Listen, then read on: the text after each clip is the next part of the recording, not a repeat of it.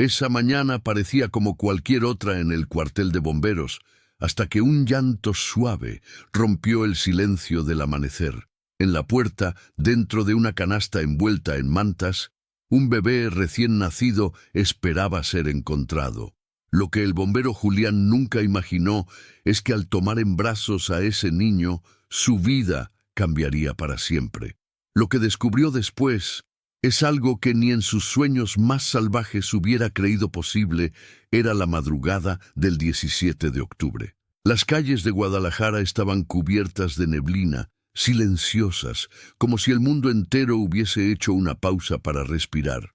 El cuartel número 19 parecía dormido, apenas iluminado por faroles naranjas y el parpadeo distante de un semáforo. Adentro, Julián Herrera, bombero con más de 15 años de servicio, se sentaba frente a una taza de café, perdido en pensamientos que lo ataban al pasado. La muerte de su esposa aún dolía como si hubiera ocurrido la semana anterior. Su vida era rutina y silencio.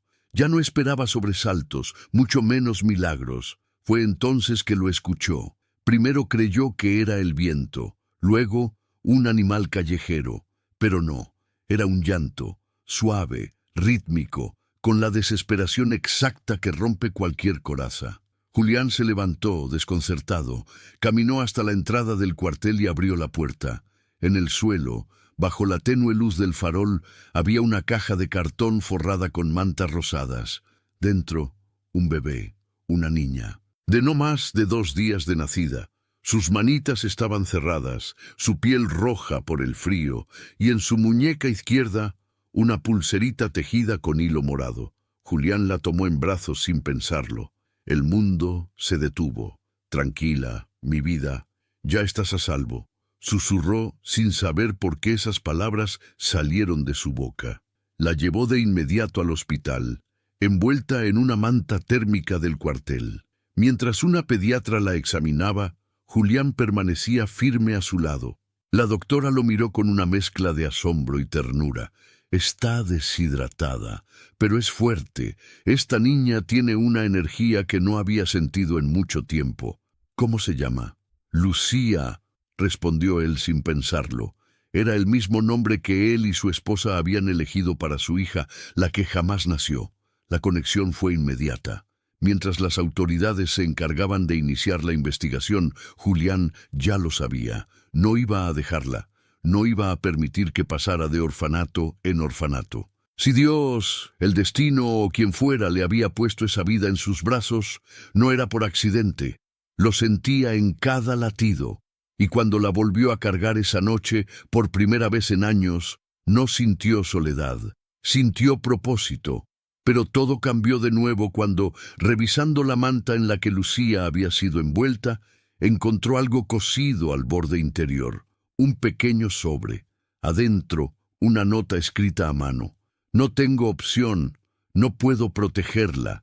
Esta niña es especial, no como los demás. La buscan. Ya saben que nació. Te ruego, protégela. Si ella muere, muchos más también lo harán.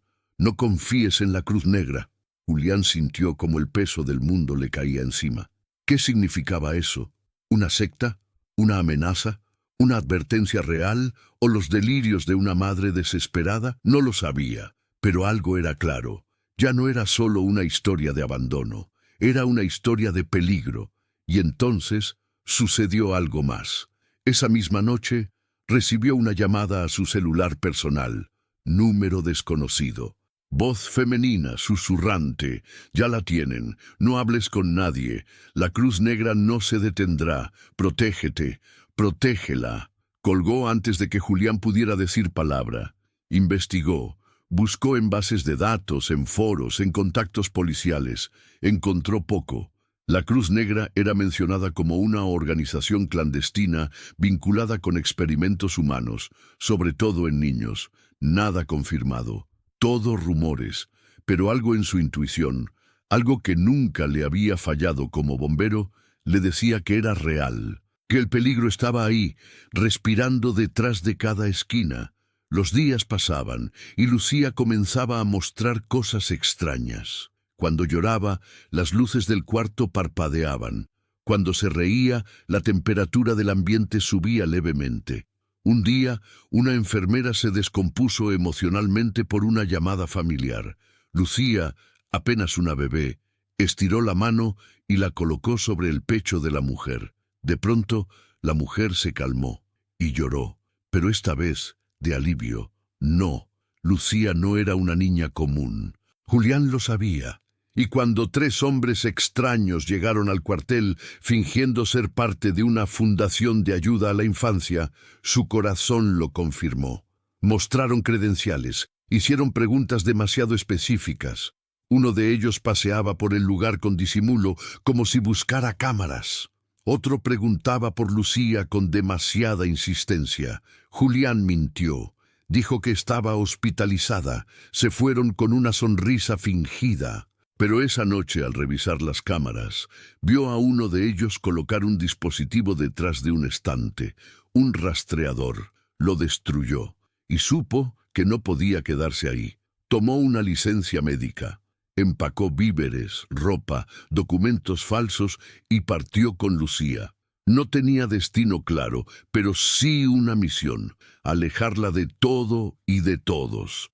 No sabía si duraría días, meses o años, pero no iba a permitir que nadie le arrebatara a su hija. Viajó por horas, cruzó caminos rurales, hasta que llegó a un lugar que pocos conocían, una cabaña en la Sierra del Tigre, Jalisco, propiedad de un viejo amigo de confianza, abandonada desde hacía años, sin cámaras, sin electricidad estable, sin señales. Allí comenzó su nueva vida.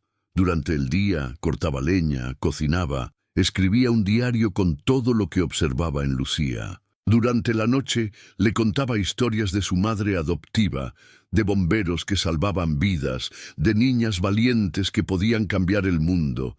Y Lucía escuchaba, atenta, como si lo entendiera todo. Pero la paz no dura para siempre. Una madrugada, mientras preparaba té para su fiebre, escuchó un zumbido.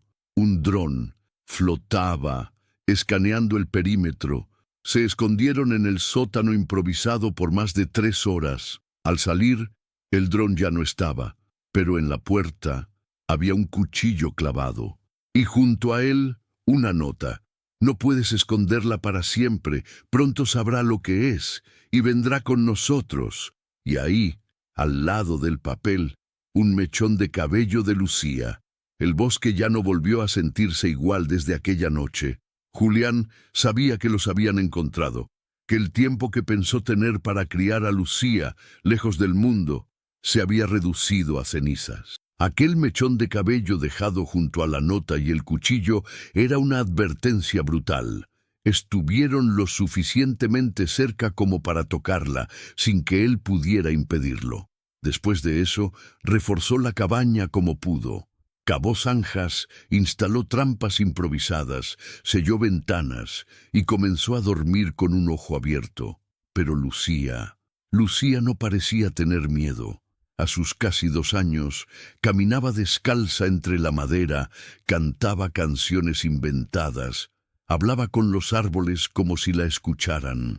Y lo hacían. Julián estaba seguro de que sí. Cada vez que ella reía, el viento cambiaba de dirección y los pájaros regresaban al tejado incluso cuando llovía. Una mañana, mientras jugaban con bloques de madera, un accidente reveló lo imposible. Julián dejó caer una taza de café hirviendo. El líquido voló directo hacia Lucía, pero antes de tocarla, algo invisible lo detuvo en el aire. Flotó, se evaporó, y ella ni siquiera se inmutó. Solo siguió apilando bloques, como si nada. Julián cayó de rodillas. El terror se mezcló con el asombro. Lo que la nota advertía era cierto. Ella tenía un poder que desafiaba toda lógica. Días después, otro hecho confirmó sus sospechas. En medio de la noche, Lucía se despertó gritando. Una pesadilla. Julián corrió a abrazarla, pero al tocarla, una corriente de energía lo lanzó contra la pared. No era violencia, era defensa, una fuerza instintiva que ella misma no comprendía. Cuando él volvió en sí, ella lloraba con la carita cubierta de culpa. «Perdón, papá, yo no quería», susurró. por primera vez llamándolo así. Él la abrazó más fuerte que nunca. No te disculpes, mi niña. No hiciste nada malo. Solo estás aprendiendo. Fue entonces cuando Julián decidió que necesitaban ayuda. No bastaba con esconderse. Si ella no aprendía a controlar eso que llevaba dentro, terminaría lastimando a alguien o a sí misma, y él no lo permitiría. Se comunicó con Mateo, su viejo mentor, que le había advertido sobre la Cruz Negra tiempo atrás. Lo localizó a través de un canal seguro y cifrado. La respuesta llegó rápido. Tenemos un refugio, gente que sabe lo que es esto. Ven, pero prepárate. Nada volverá a ser igual. Así llegaron al santuario de la Red Roja, un viejo monasterio fortificado en lo profundo de las montañas de Chiapas. No era una escuela ni un laboratorio. Era un santuario para niños como Lucía. Allí vivían otras criaturas extraordinarias, algunos con habilidades sensoriales agudas, otros con inteligencia sobrehumana, pero todos tenían algo en común, el dolor, y Julián lo sintió en el ambiente desde el primer momento. Lucía fue recibida con silencio. Nadie la obligó a hablar, a mostrar nada, a probarse. Le dieron una habitación pequeña con una cama de madera y una ventana que daba a un jardín salvaje.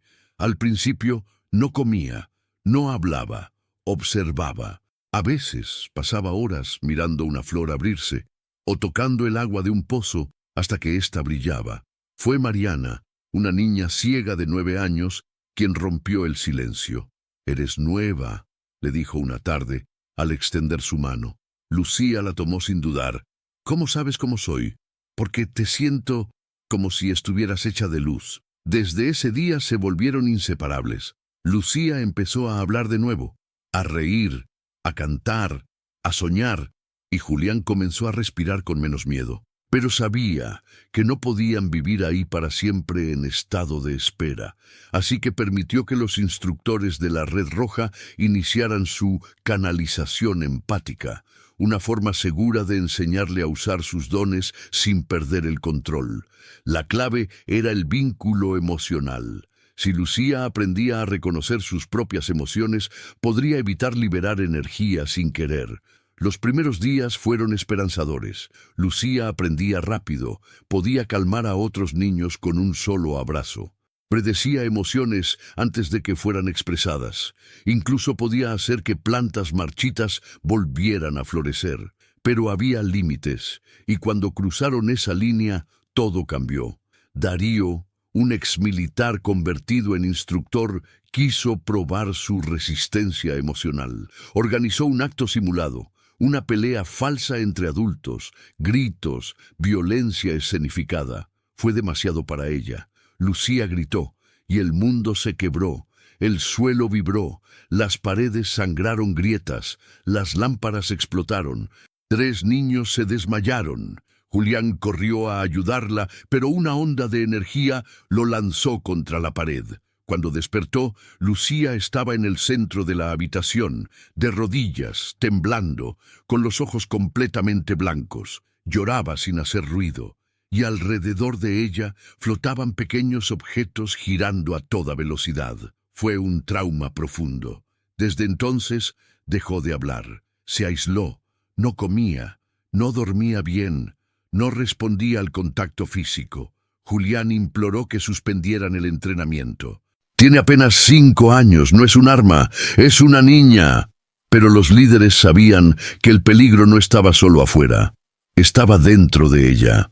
Fue entonces cuando Julián ofreció algo que nadie se atrevía a sugerir: someterse al vínculo empático permanente. Un proceso en el que él y Lucía compartirían mente y energía en una conexión directa, sin filtros. Podía morir en el intento. Podía quedar en coma, pero era la única opción para traerla de vuelta. «Prefiero morir conectado a ella, que vivir viéndola apagarse». El día del proceso, la conexión fue inmediata. Julián entró en una cámara sellada con sensores en el pecho y Lucía fue colocada frente a él. La niña temblaba, no hablaba, no reaccionaba, hasta que escuchó su voz.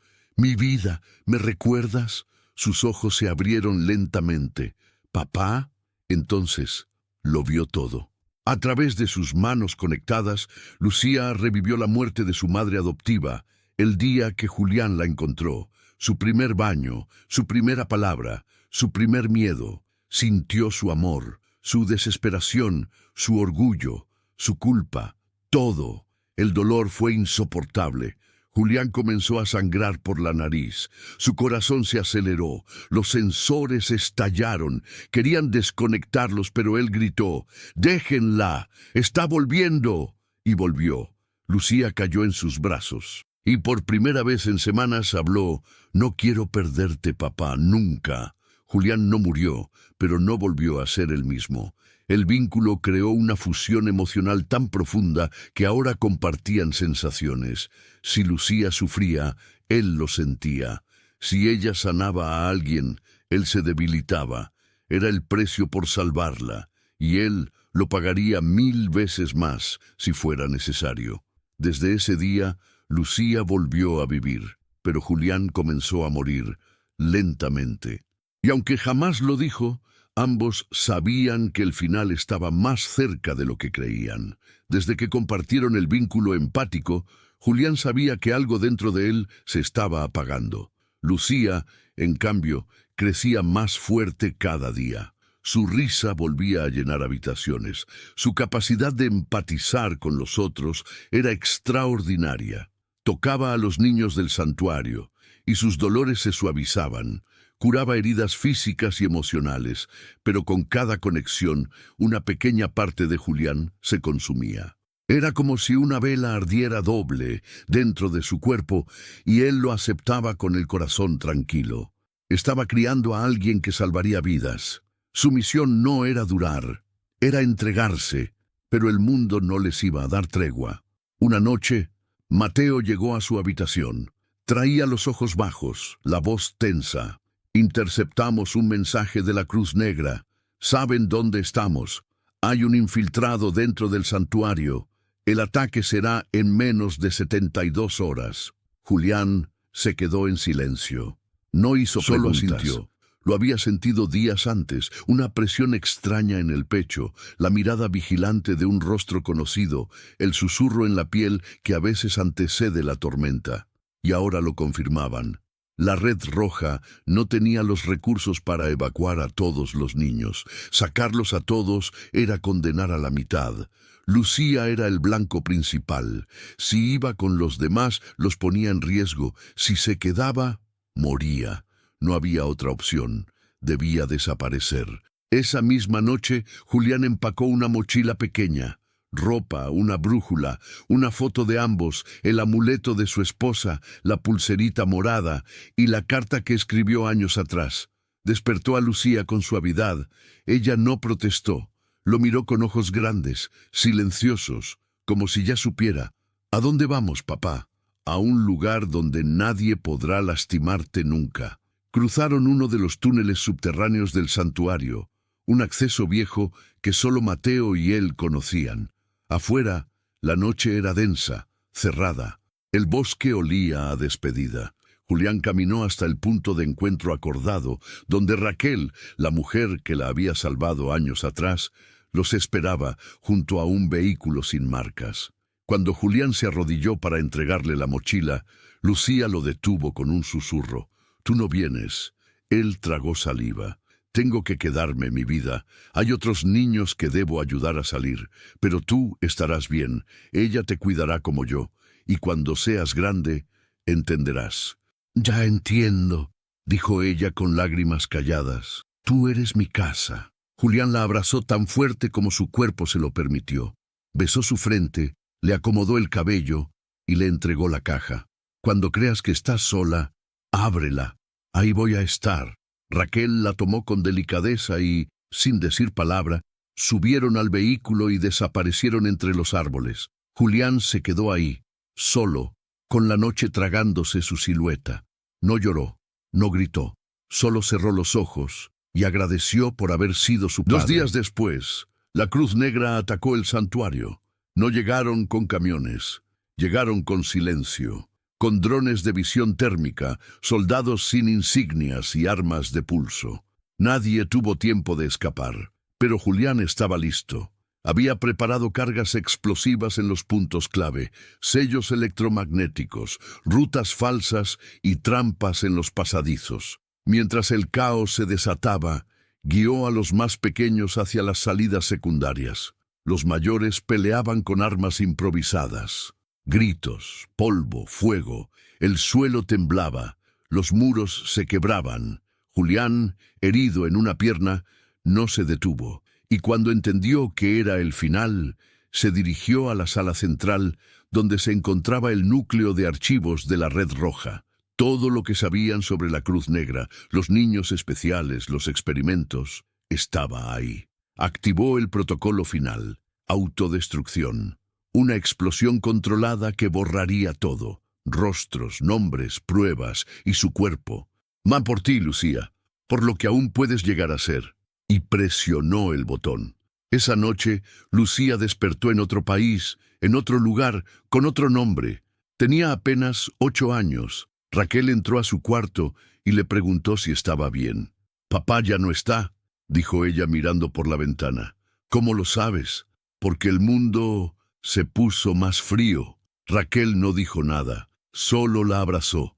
Pero Lucía no lloró. Apretó la caja contra su pecho. No la abrió.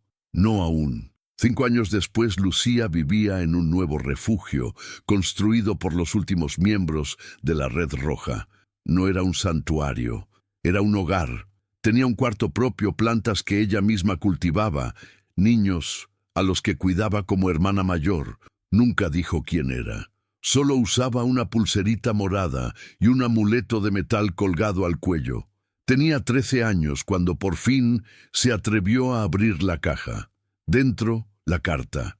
«Mi Lucía, si estás leyendo esto, significa que creciste, que sobreviviste, que fuiste más fuerte que el fuego. No sé si estaré vivo, pero quiero que sepas que no fuiste un regalo del destino, fuiste una elección. Yo te elegí, te amé desde el primer segundo. A veces pensé que no lo merecía, pero tú me enseñaste que la sangre no hace a un padre, lo hace el amor. No tengas miedo de lo que eres.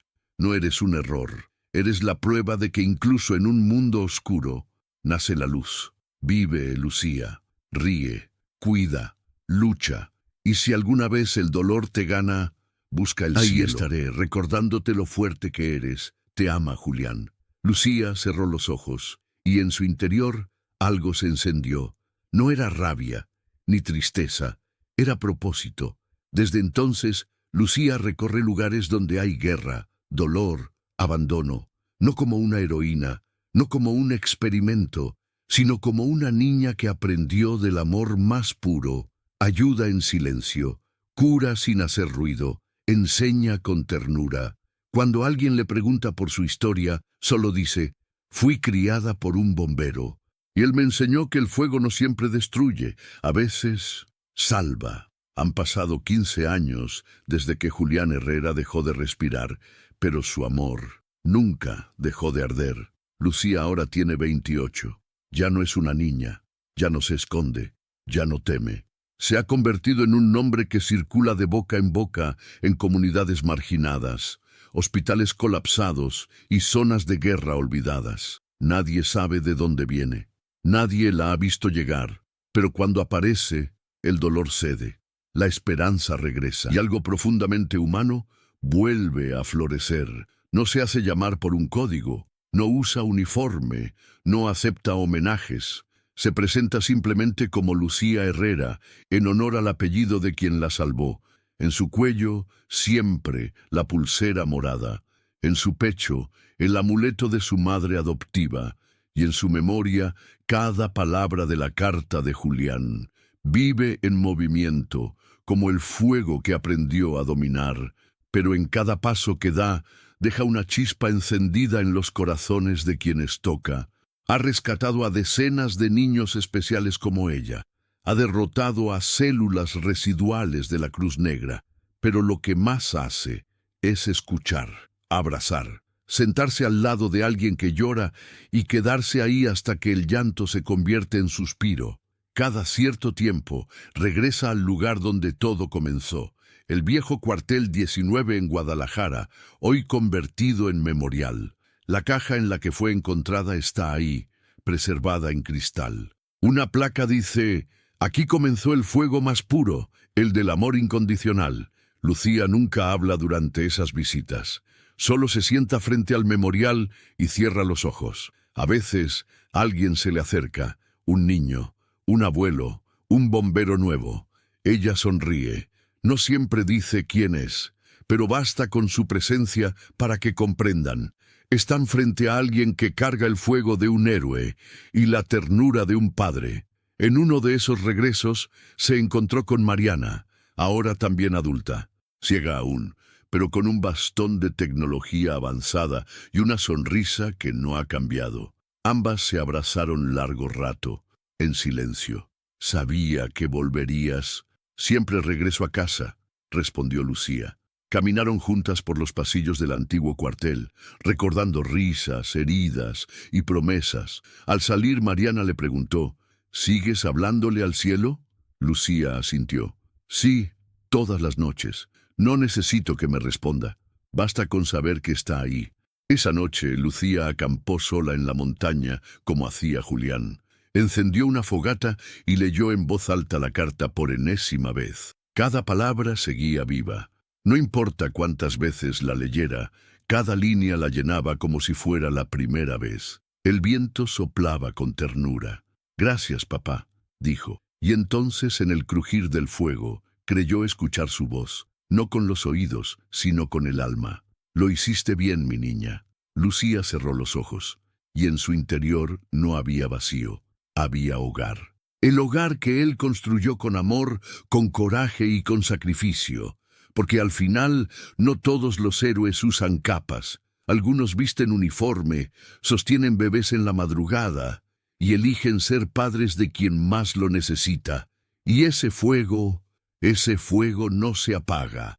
Déjame un comentario abajo. Dime qué sentiste. Si alguna vez perdiste a alguien o si también encontraste a quien te salvó sin pedir nada a cambio. Dale like, comparte esta historia y suscríbete. Porque en este canal las historias no son solo para ver, son para sentir.